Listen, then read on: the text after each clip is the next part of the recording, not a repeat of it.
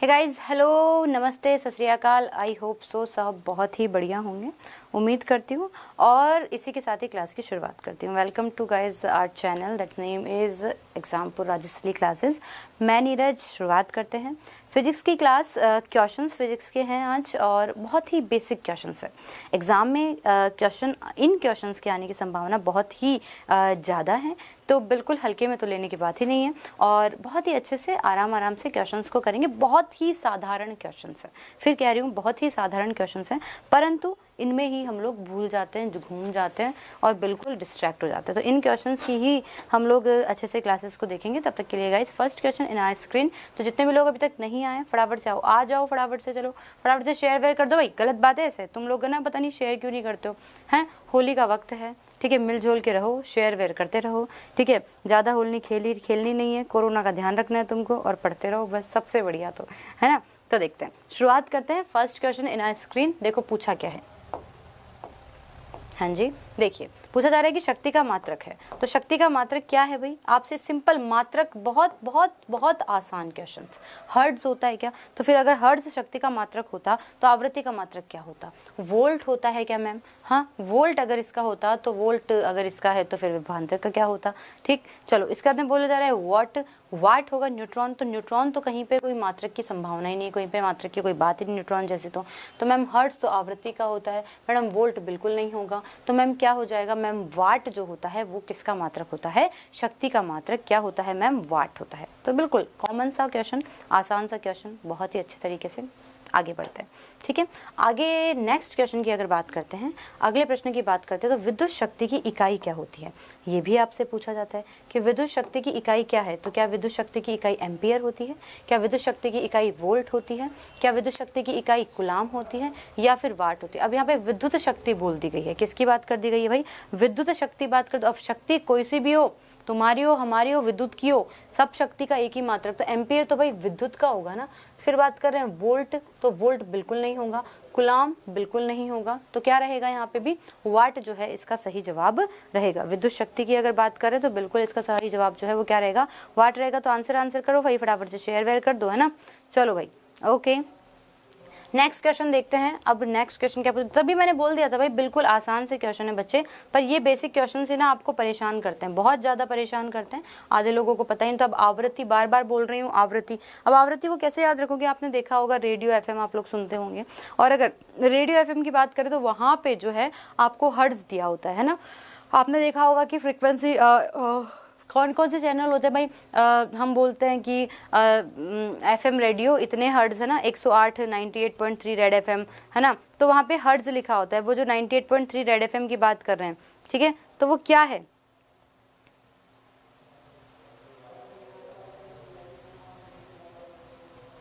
तो वो क्या है? वो अगर हम बात करते तो वो क्या है भाई? वो हर्ट्ज है, वो आवृत्ति पे चलते हैं वो चैनल, है ना। तो बिल्कुल यहाँ पे हर्ट्ज जो है, यहाँ पे सही जवाब हो जाएगा मीटर प्रति सेकंड हो जाएगा। रेडियन नहीं होगा, वाट तो बिल्कुल नहीं होगा। और मीटर प्रति सेकंड की रफ्तार से अगर चलने लगे तो पता नहीं एक गाना सुनने में तुमको पता नहीं कितना वक्त लग जाएगा। तो बिल्कुल इसका सही जवाब क्या हो जाएगा? हर्ट्ज हो जाएगा, है ना। चलो नेक्स्ट देखते हैं, प्रकाश वर्ष होता है। तो गाइस क्या करना है यार, फटाफट से शेयर वेयर कर दो यार। तुम लोग आप आए हो तो शेयर तो करके ही जाओगे ना। तो देखो प्रकाश वर्ष की बात करते तो वह वर्ष जिसमें सूर्य का प्रकाश अधिकतम रहा हो उसे प्रकाश वर्ष कहते हैं। वह वर्ष जिसमें कार्यभार हल्का रहा हो उसे प्रकाश वर्ष कहते हैं। प्रकाश द्वारा एक वर्ष में चली गई दूरी को कहा जाता है, या फिर सूर्य तथा पृथ्वी के बीच की औसत दूरी। तो प्रकाश वर्ष क्या है? तो प्रकाश वर्ष तो आप लोगों को पता होना चाहिए कि भाई प्रकाश वर्ष क्या है। फिर से देखो, वह वर्ष जिसमें सूर्य का प्रकाश अधिकतम रहता है। तो ऐसा कुछ नहीं है कि सूर्य का प्रकाश ज़्यादा कम की तो कोई बात ही नहीं है, हर दिन हर वक्त समान होता है। वह वर्ष जिसमें कार्यभार हल्का रहा हो, मतलब ये तो क्या ही वैलिड आंसर हुआ कि भाई मैम कार्यभार हल्का रहा हो, है ना। तो ये भी बिल्कुल नहीं हो सकता, ठीक है। फिर उसके बाद में बात की जा रही है कि प्रकाश द्वारा एक वर्ष में तय की गई दूरी, ठीक है। तो प्रकाश द्वारा एक वर्ष में, है ना, तो ये भी कोई बात नहीं हुई कि भाई प्रकाश द्वारा एक वर्ष में तय की गई को आप जो है क्या कह रहे हो? प्रकाश वर्ष करो, है ना। तो वह वर्ष जिसमें कार्यभार हल्का रहा हो, तो ऐसा भी कोई वैलिड आंसर नहीं है, ठीक है। तो चलो भाई फटाफट से आंसर करो, क्या रहेगा सही जवाब बताओ। हाँ जी, तो प्रकाश द्वारा एक वर्ष में तय की गई दूरी, ठीक है। या फिर आपसे पूछा जाता है सूर्य के पृथ्वी के बीच की दूरी, तो दूरी की हम यहाँ पे बात नहीं कर रहे हैं, तो बिल्कुल सही जवाब क्या हो जाएगा भाई, यहाँ पे सी जो है इसका सही जवाब हो जाएगा, ठीक है। चलो नेक्स्ट बात करते हैं, अगले प्रश्न की बात करते हैं। प्रकाश वर्ष है, तो भाई बिल्कुल अगला प्रश्न आ गया, सेम है कि वह वर्ष जिसमें फरवरी 29 दिनों की होती है, भाई बिल्कुल नहीं, ये तो कोई आंसर ही नहीं हुआ ना। कि वह दूरी जो प्रकाश का वर्ष में तय करता है, जो प्रकाश को वर्ष में तय करता है, तो ये हो जाएगा क्या, ठीक है। तो वह दूरी जो प्रकाश जो है एक वर्ष में तय करता है, अभी अभी बताया, वह समय जो सूर्य की किरणों उसको पृथ्वी तक पहुंचाने में मदद करती है, वह हो जाएगा। तो प्रकाश वर्ष बोला है, तो वह दूरी जो प्रकाश का एक वर्ष में तय करती है, ठीक है। चलो, तो वह जो है समय जिसमें अंतरिक्ष यान पृथ्वी से चंद्रमा तक पहुंचने में लेता है।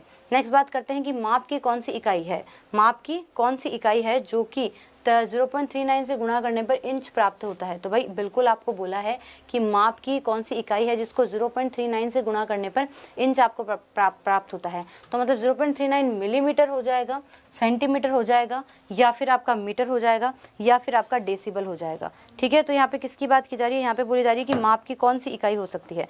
तो भाई कौन सी हो सकती है, भाई सेंटीमीटर को अगर आप क्या करते हो भाई, अगर आप सेंटीमीटर को किससे गुणा करते हो, 0.39 से गुणा करते हो। किसको भाई, सेंटीमीटर को अगर आप किससे गुणा कर रहे हो, 0.39 से गुणा कर रहे हो, तो बिल्कुल क्या हो जाएगा आपको इंच प्राप्त हो। मिलीमीटर तो बहुत छोटा हो गया यार, मीटर बहुत ज्यादा, डेसीमीटर तो बिल्कुल नहीं होगा। तो सेंटीमीटर को यदि आप क्या करते हो, सेंटीमीटर को यदि आप गुणा करते हो 0.39 से, तो बिल्कुल आपको क्या प्राप्त होते हैं भाई, इंच जो है आपको प्राप्त होती है। नेक्स्ट बात करेंगे 6 फीट लंबे। अब देखो 6 फीट लंबे व्यक्ति की ऊंचाई नैनोमीटर में कैसे व्यक्त करोगे। पहली बात तो आपको ये पता होना चाहिए कि नैनोमीटर होता क्या है, ठीक है। तो नैनोमीटर के बारे में अगर आपको पता रहे तो आप आराम से इसका आंसर कर सकते हो। तो नैनोमीटर जो है होता कितना है, तो नैनोमीटर के लिए आपको ध्यान रखना है -9 होता है, पर बशर्ते आगे के अंक कितने हैं, ठीक है। तो 6 फीट लंबे व्यक्ति की ऊंचाई नैनोमीटर में अगर आप व्यक्त करोगे तो वो आपकी आएगी 10⁻⁻⁶, तो बिल्कुल नहीं होगी। तो 183 × 10⁻7 नैनोमीटर, ठीक है। चलो नेक्स्ट देखते हैं, नेक्स्ट क्या पूछा जा रहा है कि 1 नैनोमीटर में जो है वही कितने होते हैं। तो बिल्कुल अब तो आंसर आपके सामने है ही, बिल्कुल आराम से कर सकते हो कि 1 नैनोमीटर में जो है कितने होते हैं। तो 1 नैनोमीटर में कितने होते हैं, 10⁻⁻ कितने, 6 हो जाएंगे, 7 हो जाएंगे, 8 हो जाएंगे, या फिर 9 हो जाएंगे। तो बिल्कुल 1 नैनोमीटर में कितने होते हैं, 10⁻⁻9 सेंटीमीटर होते हैं, ठीक है। कितने होते हैं, 10⁻⁻9 सेंटीमीटर होते हैं। आगे बढ़ते हैं, आगे पूछा जा रहा है 1 नैनोमीटर किसके बराबर है। तो भाई बता तो दिया 1 नैनोमीटर किसके बराबर है, 10⁻�9 मीटर की, ठीक है। तो कोई दिक्कत ही नहीं है, -6 नहीं होगा, -10 नहीं होगा, -3 नहीं होगा, बिल्कुल नहीं होगा। नेक्स्ट देखिए कि यदि निम्नलिखित में से किसकी बात की जा रही है, ऐसा यूनिटों में से कौन सी सुमिलित नहीं है। ऐसा यूनिट की बात करें, स्टैंडर्ड है ना, यूनिट की जो कि कहीं पे भी चले जाओ इक्वल रहती है, एक ही रहती है ना, कुछ बदलती नहीं है, तो उसकी बात कर रहे हैं, ठीक है। तो देखो ऐसा यूनिट में जो है कौन सी सुमिलित नहीं है, तो आपको पता है कार्य की जो यूनिट होती है वो बिल्कुल जूल होती है, बिल्कुल सही है। बल की अगर बात करें तो बल की यूनिट जो है वो क्या होती है, न्यूटन होती है, ये भी बिल्कुल सही है। फिर द्रव्यमान और किलोग्राम, ये भी बिल्कुल सही है। पर दाब की यूनिट डाइन नहीं है, ऐसा ही यूनिट जो है वो नहीं है। तो बिल्कुल यहाँ पे सही जवाब क्या हो जाएगा, डी इसका सही जवाब हो जाएगा। डी ही जो है इसका क्या हो जाएगा भाई, सही जवाब हो जाएगा, क्योंकि दाब की जो ऐसा यूनिट है वो क्या नहीं होती है भैया, डाइन नहीं होती है। यही पूछा है कि सुमेलित नहीं है, क्या पूछा है आपसे, सुमेलित नहीं है। क्लियर, चलो आगे बढ़ते हैं। निम्नलिखित में से कौन सा सुमेलित नहीं। अब देखो ये ऐसी चीजें जिनको आपको पढ़ना पड़ेगा, याद करना ही पड़ेगा कि देखो निम्न में से कौन सा सुमेलित नहीं है। अब जैसे बोल रहे हैं कि नॉट जो है वो क्या है भाई, नॉट जो है वो क्या है, तो आपको ये पूछा जा रहा है। तो नॉट जो है जहाज के चाल की माप है, नॉट जो है वो जहाज के चाल की माप है। नॉटिकल मील जो है वो क्या होता है, तो यदि नॉटिकल मील की बात करें तो नौ संचालन में प्रयुक्त दूरी की इकाई होती है, नौ संचालन में प्रयुक्त दूरी की इकाई है। या फिर एस्ट्रोनॉट की बात करते हैं जो प्रकाश के तरंग दैर्घ्य की इकाई है, तरंग दैर्घ्य को आप लैम्ब्डा से इंडिकेट करते हो, ये आपको पता होना चाहिए। और प्रकाश वर्ष की बात करें तो समय मापन की इकाई है। तो कौन सा सुमेलित नहीं है ये पूछा जा रहा है, कि कौन सा सुमेलित नहीं है ये आपसे पूछा जा रहा है। तो भाई क्या हो जाएगा यहाँ पे सही जवाब, देखो ये बहुत अच्छा क्वेश्चन है और पूछा भी गया है। तो देखो समय मापन की इकाई, तो समय माप नहीं मापते हैं हम इसके अंदर, ये दूरी डिस्टेंस को मापेगा। तो प्रकाश वर्ष जो है वो समय मापन की इकाई नहीं है। समय को आप मीटर से मापोगे, सेंटीमीटर से मापोगे, है ना, घंटे से मीटर नहीं, एक्चुअली हम कह सकते हैं मिनट से मापोगे, सेकेंड से मापोगे, है ना, पर प्रकाश वर्ष समय मापन की इकाई नहीं है। नेक्स्ट देखिए एंगस्ट्रॉन की बात कर रहे हैं। आर्मस्ट्रॉन जो है 10⁻⁻10।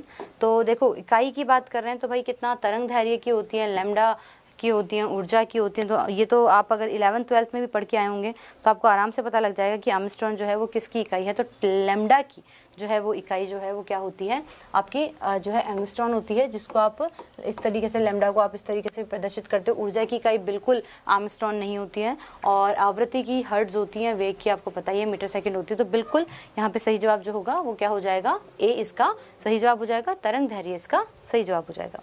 नेक्स्ट देखिए, जूल ऊर्जा से उसी तरह, क्या बोला जा रहा है, जूल ऊर्जा से उसी तरह संबंधित है जैसे पास्कल संबंधित होता है। तो देखो जूल जो है वो ऊर्जा से उसी तरह से संबंधित है जैसे पास्कल संबंधित होता है। तो जूल कैसे संबंधित है भाई, ऊर्जा की मात्रा जो है वो जूल है, या फिर ऊर्जा दबाव है, घनत्व है, शुद्धता है। तो बिल्कुल बताइए भाई क्या रहेगा ऊर्जा का और इसका संबंध जो है वो क्या है। तो बिल्कुल ऊर्जा का जो है जूल जो है ऊर्जा से संबंधित। तो पास्कल, पास्कल किसकी इकाई, मात्रा की इकाई के बिल्कुल नहीं, पास्कल दाब की इकाई है। किसकी है, दाब की। घनत्व की बिल्कुल नहीं होगी, शुद्धता प्योरिटी की बिल्कुल बात नहीं कर रहे हैं यहाँ पे। किसकी बात करें भाई, पास्कल होती है, किसकी, दाब की इकाई होती है। तो बस इसीलिए मैंने बोला था कि बिल्कुल बेसिक से कॉन्सेप्ट है, बेसिक सा ही जो है अपने क्वेश्चन है, क्योंकि एग्जाम में ऐसे बेसिक क्वेश्चन है जो आते भी हैं और हम भूलते भी हैं और हम गलत भी करते हैं। ठीक है, इनकी डेफिनेशन इनके सेंटेंस में ही हम लोग जो है मिल जाते हैं। एक माइक्रोन लंबाई प्रदर्शित करता है, तो माइक्रोन की बात करें 10⁻⁻6 हो जाएगा। ठीक है, या फिर हम बात कर सकते हैं 10⁻⁻4 हो जाएगा, 1 mm हो जाएगा, या फिर 1 मीटर। तो 1 मीटर तो बहुत ज़्यादा हो गया यार, 1 mm भी नहीं। तो 10⁻⁻4 सेंटीमीटर की जो है इकाई जो है वो क्या है, एक 1 माइक्रोन होती है। कितनी होती है, -4 सेंटीमीटर की इकाई जो है वो क्या हो जाएगी, 1 माइक्रोन जो है माइक्रोन हो जाएगी। नेक्स्ट बात करते हैं कि निम्नलिखित में ऊर्जा की इकाई नहीं है। अब ऊर्जा की इकाई बोले हैं आपको, तो कैलोरी बिल्कुल ऊर्जा की होती है। आपको पता है हम कहते हैं कि इतने किलो कैलोरी या फिर इतने कैलोरी हमने बर्न कर ली है, इतने किलो जूल हो गई हैं। पर वाट आपको पता है मैम शक्ति की होती है। और आपसे पूछा भी क्या गया है, आपसे पूछा भी यही गया है कि मैडम क्या होगा, इकाई नहीं है पूछी है। तो बिल्कुल आपको पता है वाट जो है वो तो शक्ति की होती है। तो बिल्कुल यहाँ पे सही जवाब क्या रहेगा मैम, यही रहेगा। ठीक, नेक्स्ट देखो, ऊष्मा की इकाई निम्नलिखित में से कौन नहीं है। ऊष्मा की इकाई निम्नलिखित में से कौन सी नहीं है, सेंटीग्रेड नहीं है, कैलोरी नहीं है, और अर्ग नहीं है, जूल नहीं है। तो देखो ऊष्मा की इकाई निम्न में से कौन सी नहीं है, सेम क्वेश्चन आ रहा है। अब आंसर आपने करना है कि भाई क्या हो जाएगा। बिल्कुल सिंपल सा क्वेश्चन पूछा है कि कौन सी ऊष्मा की इकाई नहीं है, तो बताओ क्या नहीं रहेगी। वाट की तो हमने पिछली बार बात कर ली थी। अब देखो सिंपल सी बात है, अर्ग भी ऊष्मा की होती है, जूल भी ऊष्मा की होती है, कैलोरी भी होती है, पर मैम क्या नहीं होती है, सेंटीग्रेड नहीं होती। तो कौन सा आंसर हो जाएगा भाई, ए इसका सही जवाब हो जाएगा।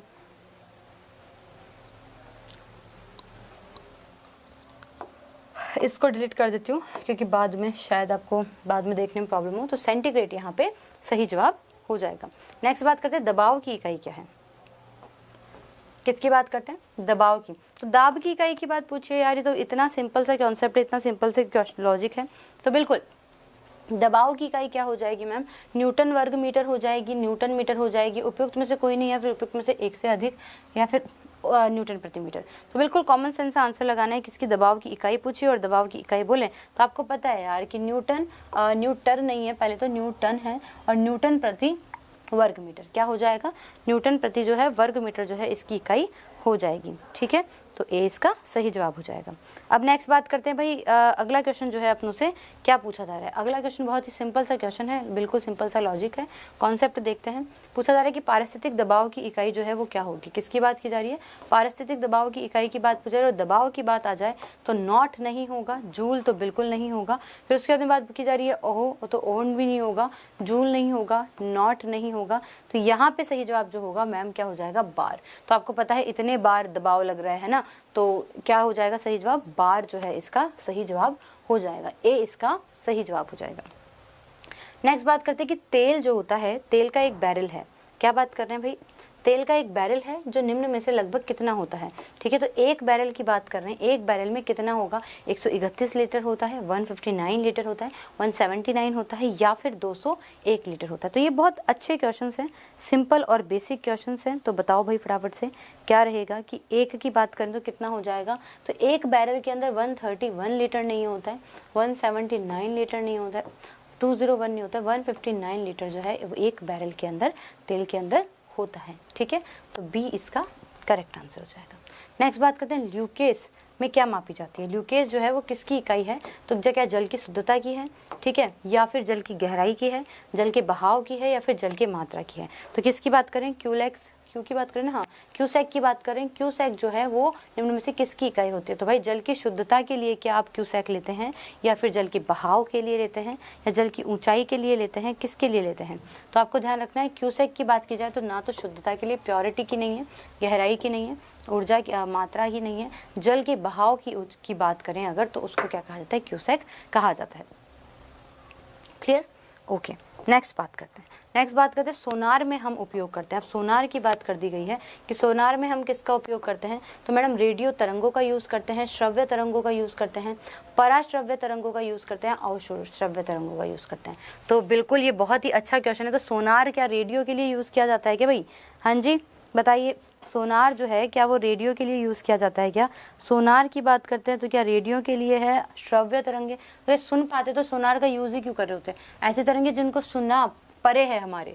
तो बिल्कुल सही जवाब क्या हो जाएगा? सी इसका जो है बच्चे सही जवाब हो जाएगा, बिल्कुल राइट आंसर हो जाएगा। क्या हो जाएगा यहाँ पे? सी इसका राइट आंसर हो जाएगा। नेक्स्ट देख लेते हैं। नेक्स्ट आपसे क्या पूछा जा रहा है?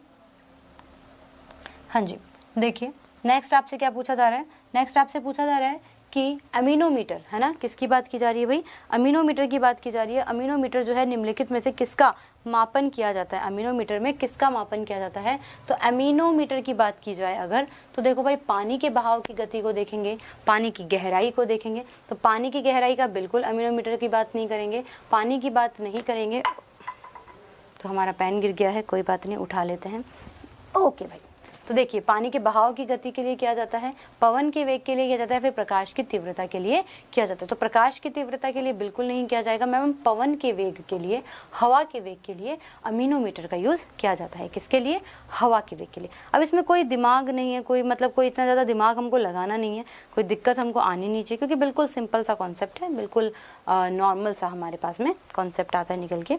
ओके, नेक्स्ट देखिए, वायु की गति के द्वारा, वायु की गति जो है निम्न में से किसके द्वारा मापी जाती है? बैरोमीटर के कारण मापी जाएंगी, अमीनोमीटर के कारण मापी जाएंगी, हाइड्रोमीटर के कारण मापी जाएंगी, या फिर विंड वैन।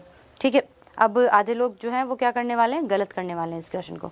तो वायु की गति की बात की जाए तो वायु की गति किस अभी पढ़ाया है कि बैरोमीटर पढ़ाया ही नहीं अभी तक, अमीनोमीटर पढ़ाया है। तो बिल्कुल मैम किसके कारण मापी जाएगी? अमीनोमीटर के कारण जो है यहाँ पे मापी जाएगी। हाइड्रोमीटर होगा नहीं, विंडमैन होगा नहीं। ठीक, चलो जी चलो, अगला प्रश्न देखते हैं। देखिए भाई, अगला प्रश्न की बात करें यदि, तो अगले प्रश्न में क्या लिखा हुआ है भाई?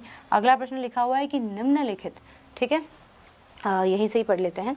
देखो, पूछा जा रहा है कि निम्नलिखित संयंत्रों में से किसका उपयोग अत्यधिक, ठीक है, उच्च ताप को मापने के लिए किया जाता है?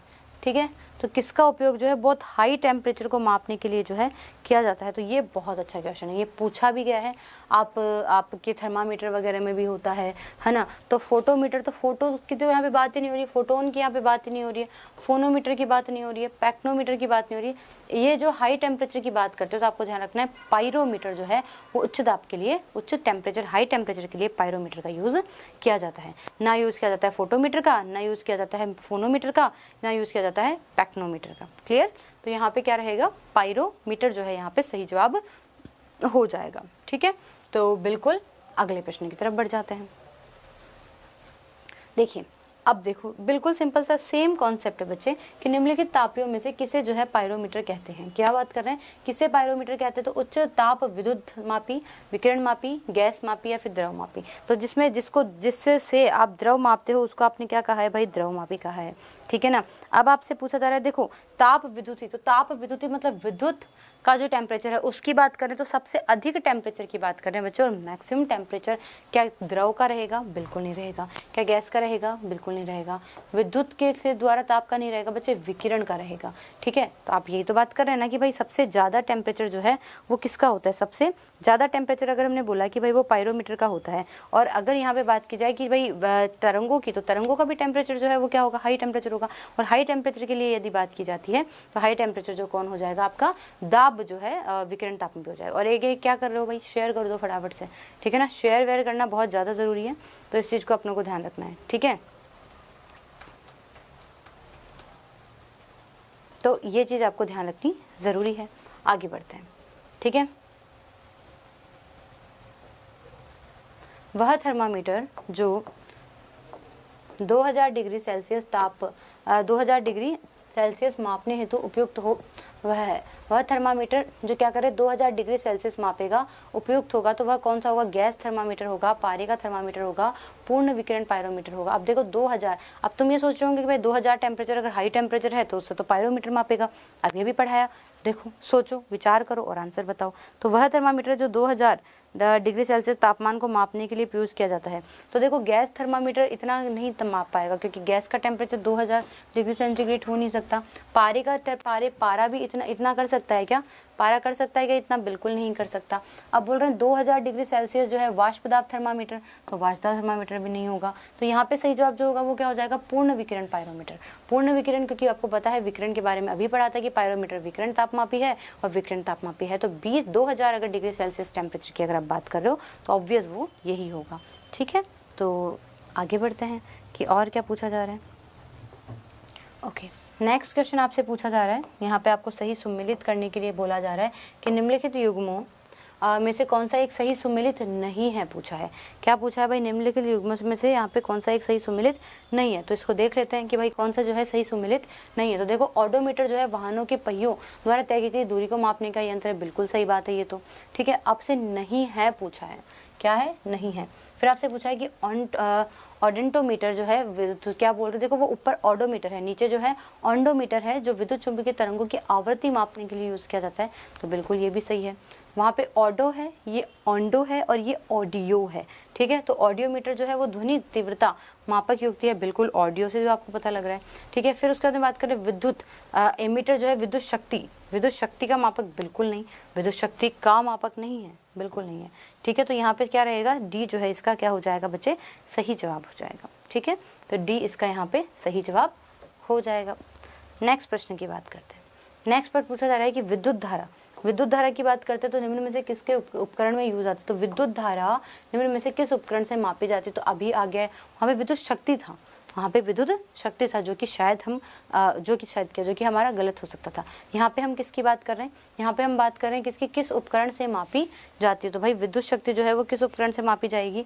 तो भाई वोल्ट मीटर से मापी जाएगी, ए मीटर से मापी जाएगी। तो देखो पोटेंशियोमीटर से बिल्कुल नहीं मापी जाएगी, वोल्ट मीटर से बिल्कुल नहीं मापी जाएंगी। वोल्ट मीटर सेम आ गया, वोल्टा और वोल्ट नहीं होगा, तो यहाँ पे सही जवाब हो जाएगा ए मीटर से। विद्युत जो है वो किसके द्वारा मापी जाती है? तो विद्युत की बात की जाए अगर, तो वो मापी जाएगी आपकी विद्युत धारा ए मीटर से। विद्युत धारा हमेशा ध्यान रखना कि इलेक्ट्रॉन के प्रवाह के विपरीत, इलेक्ट्रॉन के किसकी बात की जा रही है? इलेक्ट्रॉन के प्रवाह के विपरीत जाती है, प्रवाह के विपरीत जो है मूव करती है, इलेक्ट्रॉन के प्रवाह के विपरीत जो है वो गति करती है। अगले प्रश्न की तरफ बढ़ते हैं कि हवा में आर्द्रता को यदि मापा जाए, इसकी बात की जा रही है, हवा में आर्द्रता को मापने के लिए कौन से उपकरण को प्रयोग में लिया जाता है। अभी हवा की बात आ गई है, आर्द्रता की बात आ गई है, मॉइस्चर की बात आ गई है। तो अगर इनकी बात की जाए तो यहाँ पे जो है हवा को मापने के लिए किसका यूज़ किया जाएगा भाई? सीधी सी बात पूछी जा रही है, हवा में अगर आर्द्रता को मापा जा रहा है तो देखो हाइड्रो का मतलब तो पानी हो गया, हाइड्रो का मतलब तो पानी हो गया। जबकि आर्द्रता की, मॉइस्चर की बात करें तो देखो स्पेक्ट्रोमीटर स्पेक्ट्रम के लिए नहीं है, यूडोमीटर बिल्कुल नहीं है, हाईग्रोमीटर होगा, जिससे हम आर्द्रता को माप सकते हैं, जिससे हम लोग आर्द्रता को माप सकते हैं। तो ये कहानी है। ठीक है, तो यहाँ पे क्या रह जाएगा? बी इसका सही जवाब हो जाएगा। तो इस तरीके से आज की क्लास के हमारे क्वेश्चन जो हैं वो कंप्लीट होते हैं। और अब जो है हम लोग मिलेंगे हमारी अगली क्लास के अंदर। ये बिल्कुल आसान से क्वेश्चन थे, बिल्कुल साधारण से क्वेश्चन थे, इसमें आपको कोई तकलीफ आनी नहीं चाहिए क्योंकि बिल्कुल नॉर्मल बेसिक क्वेश्चन है, मात्रक आपको याद ही करने पड़ेंगे, इसका कोई और चारा नहीं है। तब तक के लिए गाइस इजाज़त दीजिए, मिलेंगे अगली क्लास में। धन्यवाद।